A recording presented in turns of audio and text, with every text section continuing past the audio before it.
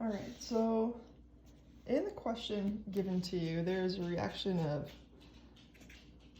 iodine reacting with this thiosulfate in equilibrium with iodide, and this tetrathionate, which is S4O6 with a 2- charge. There's a series of different questions that follow up. One of the first questions is in terms of what's the oxidant and which one is the oxidant, which one's the reductant. Probably the fastest way to go about doing that, we could immediately look at oxidation numbers and say, hey, that one's 0, this one's -1, that one from 0 to -1, that went down, that was reduced, and therefore it's the oxidant. That's a very quick way to do it. Or you could separate these two into their half reactions and determine which side the electrons need to go on to do a charge balance. So here we have I2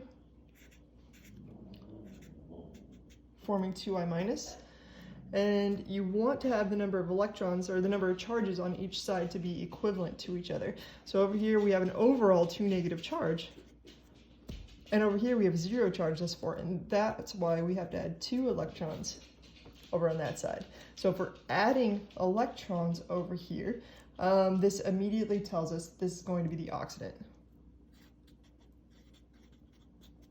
So I2 is the oxidant. We do the same thing with the other one. Here we had 2 S2O3 with a 2 negative charge, an equilibrium with S4O6, 2 negative charge. Over here we have a total of -4, over here we have a total of -2, and therefore we have to add 2 electrons over here. That's good because we want one to gain and we want one to lose, and therefore this one's our reductant. So this thiosulfate was our reductant. Okay, so once we've gotten that information, the next question was, hey, if you've got 1 gram of our reductant, the question was essentially how many coulombs would that produce?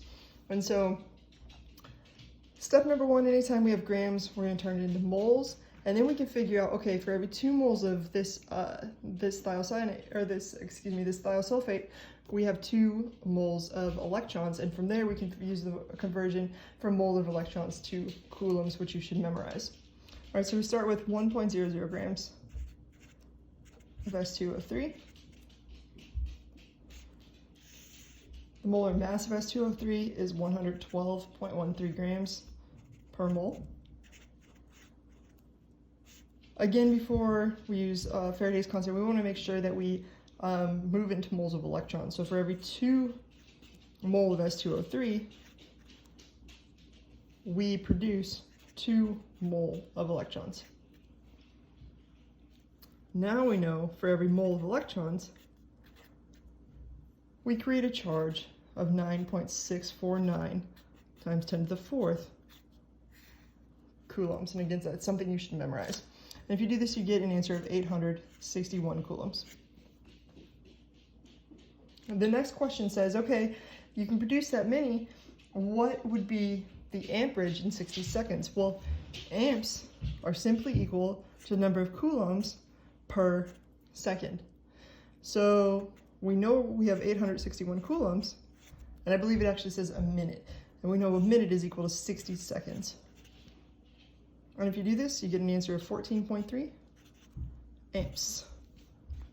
And you are done. Congratulations.